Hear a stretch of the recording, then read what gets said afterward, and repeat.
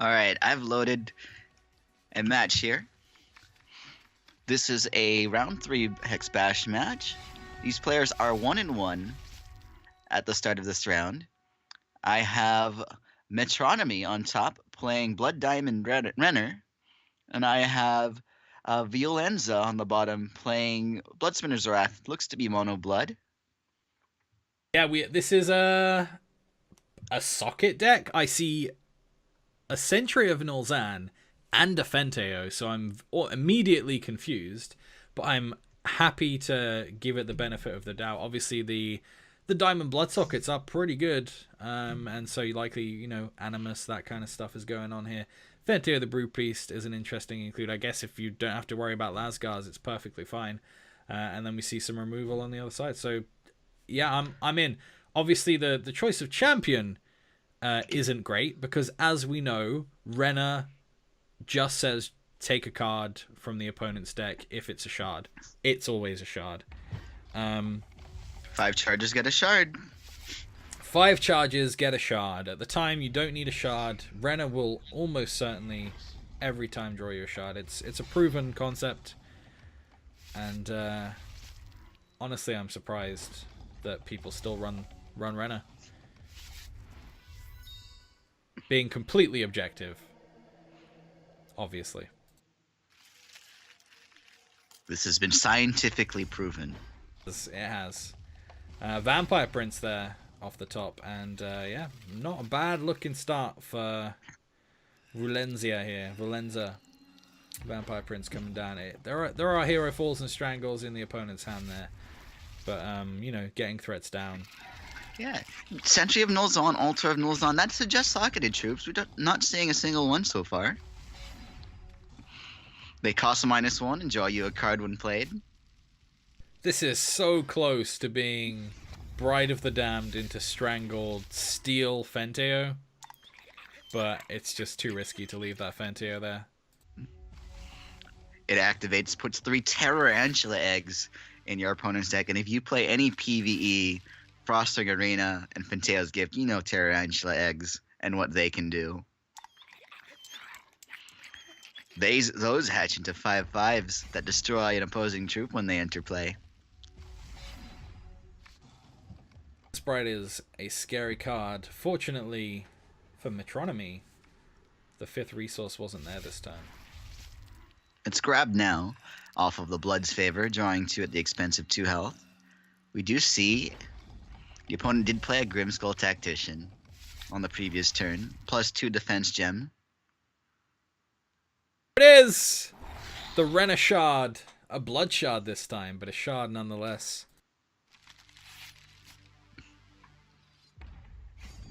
Looks like a Deathless Infiltrator, socketed with Fate Weave. And when you Fate Weave, Deathless Infiltrator gets +2 attack and flight for the turn. Until the start of your next turn, even. But here's Bride, here's Strangle, here's Hero Fall in response, so Bride is destroyed, cards are voided. Strangle still goes off, but Steel Shenanigans from Bride of the Damned is no longer online. Worth noting, the Cannibalize and Blood's Favor in Viulenza's hand here. Viulenza's hand is a really good way to get back into this game. We see a couple of Fate Weaves coming down here, buffing. I can't remember that card's name, but it's the dude that buffs when you Fate Weave. Deathless something. Deathless Infiltrator. Deathless Infiltrator, there we go. And a Hero Fall in the hand as well to clean up any problems. But yeah, this card draw is pretty real. And that Massacre can do some work here as well. It's at the expense of health. These cards are about to get massacred. It's -3/-3 to every... Actually, they won't be massacred this turn. Massacre costs 4. But does hold up Hero Fall, Cannibalize. And Vampire Prince, no flight blocker here, so able to get some of this health back that is being lost from this card draw.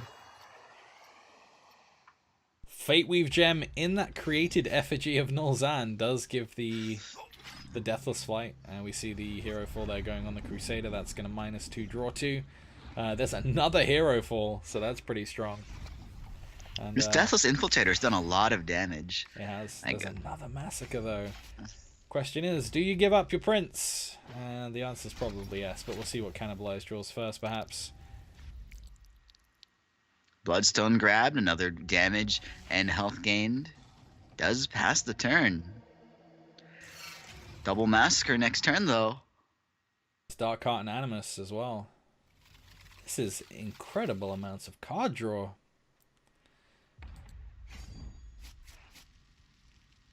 Really big damage, too. So I think this is looking really good for Metronomy now. I mean, he's probably going to lose this board state currently, but the two Altar of Nolzans are there, so the card draw is... Oh, okay, never mind. That changes things pretty significantly. The Zentoth's Malice there is a way for Viulenza to get back into this game.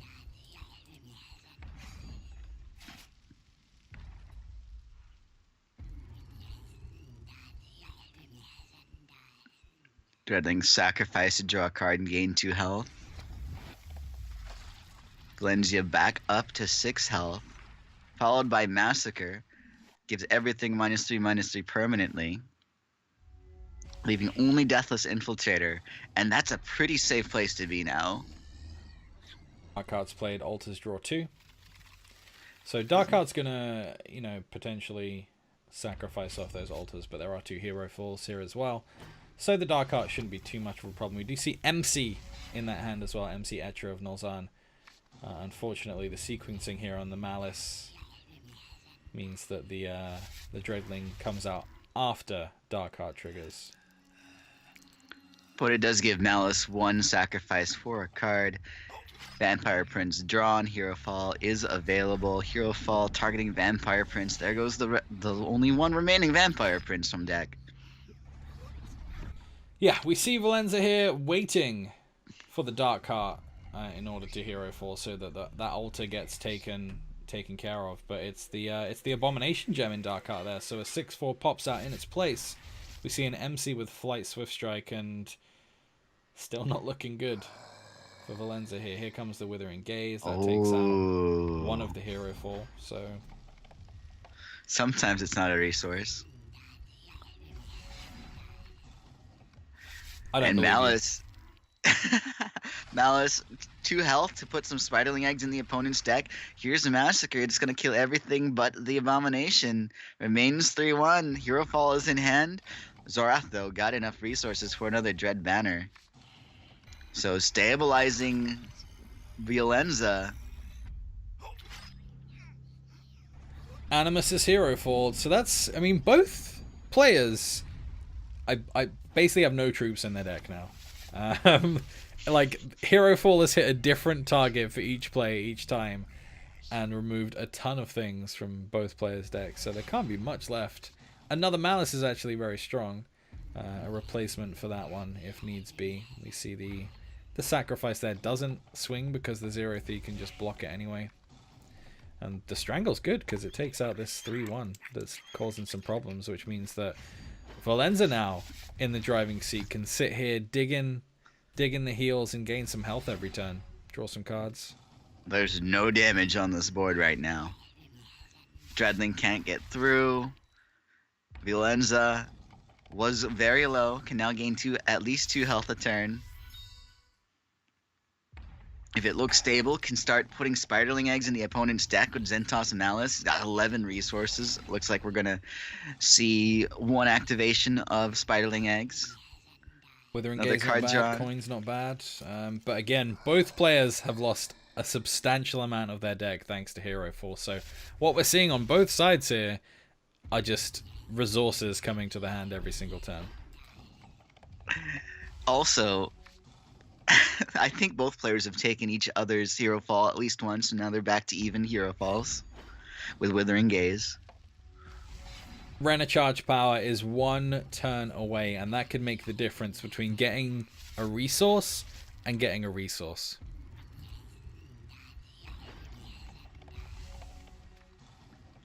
Viulenza continuing to hold on to that fine line between having health and not having health, creating more Spiderling Eggs. Speed, this is huge. We see an Infinitrix come off the top there as well. Infinitrix onto the Crypt Curse Knight with speed means that the Spiderling, although it just came out, can't block it, and that's going to be game. Wow. No, that can be sacrificed for 2 health. That's true, doesn't quite get to 6. And it will Only be 5 damage from the Crypt Curse Knight with speed, bringing Viulenza at 1. That fine line. That is, however, life drain there's steadfast. Another Crypt Curse Knight. This one with speed as well. Obviously, when Crypt Curse Knight hits the opponent, it makes another one. The socket is random, but what that does do is revert the Infinitrix. Fantastic combo with those two. Giving your Crypt Curse Knight flight in order to make more Crypt Curse Knights. Seems pretty strong to me. This card has to be amazing. That card is not amazing. Journey into Nightmare. Too slow for this. And Crypt Curse Knight speed with High Infinitrix. I haven't seen High Infinitrix in a while. Welcome back, High Infinitrix.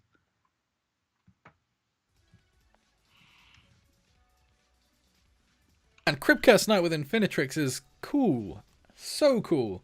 Again, like, you just give your Crypt Curse Knight flight, and then suddenly it's hitting, making another Crypt Curse Knight, and you can revert, you can revert your Infinitrix every turn, provided there's no removal. That's so strong.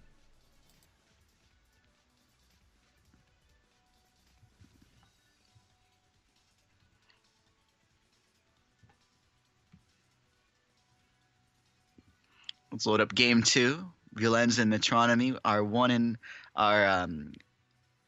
match score 1-1, but Viulenza up 1 game here. Round 3 Hex Bash match. Players have drawn their starting hands. They're both keeping.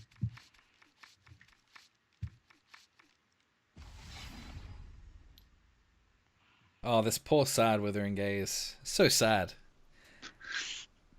Not a single action in the opposing hand. What there is, though, and there's a lot of incredibly powerful cards. Fentio, Animus.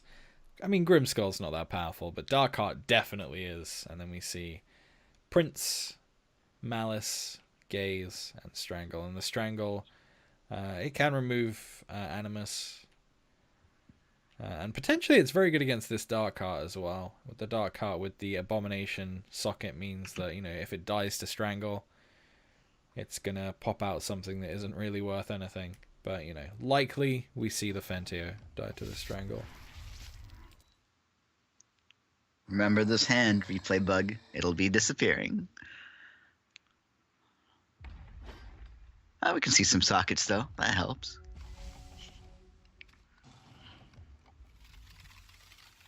MC not a bad pickup, actually. Potentially baiting out that Strangle before its time.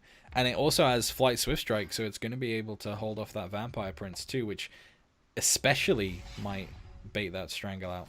Hero Fall comes in though, so I suppose never mind. What looked to be a sort of sticky situation for Viulenza here has turned into something a little bit more manageable.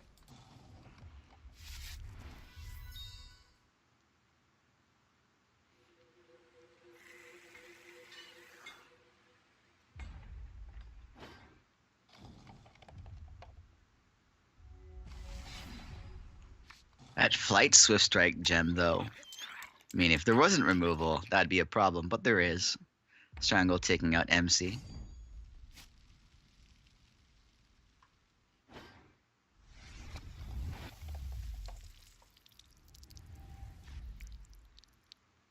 Vampire Prince swinging in does bury a resource, so Vampire Prince creates a Bloodstone. It's played, it's a Blood Shard that also does damage equal to the number of vampires you have, gains 1 health, or health equal to the damage it dealt.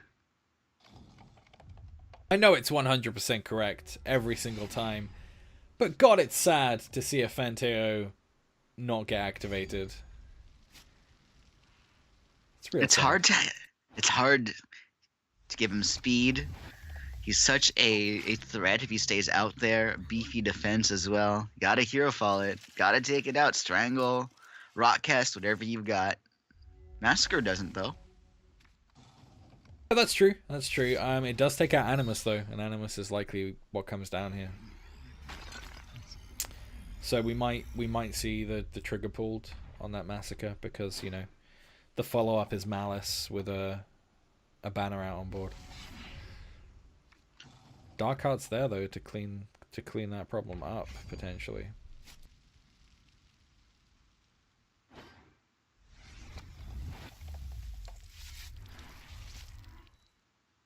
That was a good hit. That was a good hit off the top there. We see Animus unfortunately meet its maker.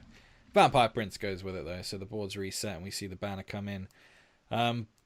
But there's that Dark Heart waiting for next turn. That banner is not long for this world, and it's kind of necessary for Viulenza.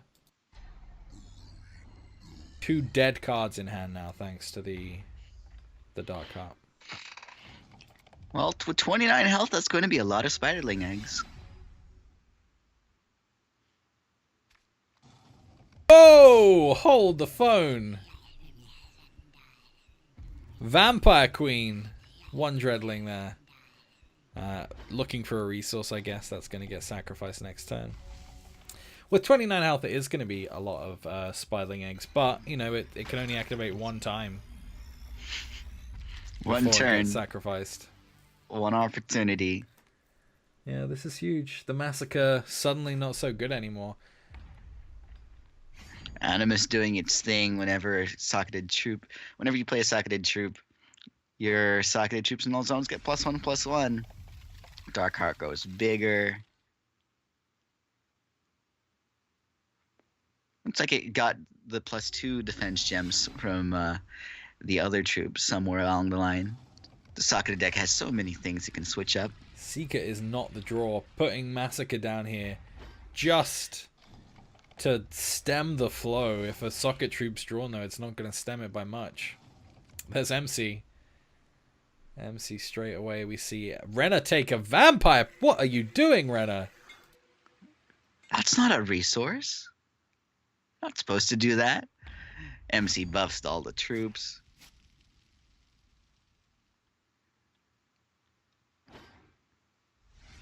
The early Massacre needing to be used on the first Animus, followed up by this another Animus.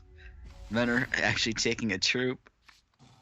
It's a happy resource there. Queen is very good for holding off this army of things. But I mean, MC's going to get online. MC's going to ready most likely. An Eternal Seeker can only take out so much here. Probably the Dark Heart is the mandatory option. We see another MC come to hand, which is not great. It's MC is unique. Yeah, so it's not fantastic. We see no swings there. Doesn't want to lose the Dark Heart to a multiple block. Doesn't want to lose the other 2 guys to the Queen. So MC's the only card that goes in there.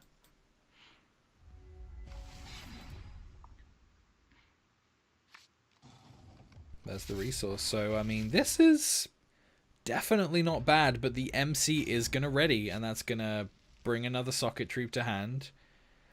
So, is the option to seek a MC here? It's got to be the Dark Heart, right? But, I mean, MC's still going to buff that board substantially, and it's still going to get through, because it's going to be a 5/5. There's another Dark... MC rips a Dark Heart. Oh, my word. Hero fall on the Seeker. This is going all wrong for Viulenza in this game, too. Oh, MC. MVP. Dark Heart does cost 5. We don't have the cost reduction gem in Sapphire here. Vampire Queen. Vampire Child transforms into Vampire Princess when it readies. Here's a Malice. A turn respite for Viulenza. And using up that health for some Spiderlings. Notably keeping 2 open here just in case a Spiderling is drawn. There's another Dark Heart. Why not 2?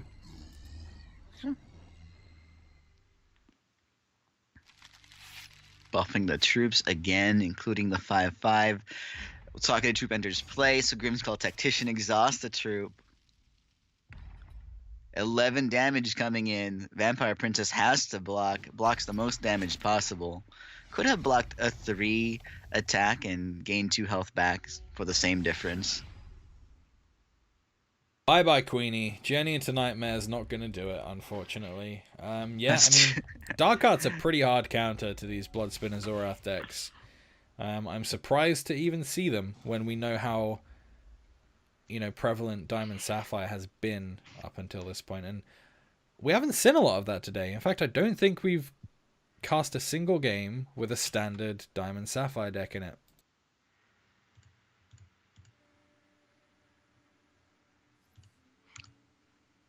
And that's Metronomy winning 2 in a row there. Metronomy now 2-1 after round 3.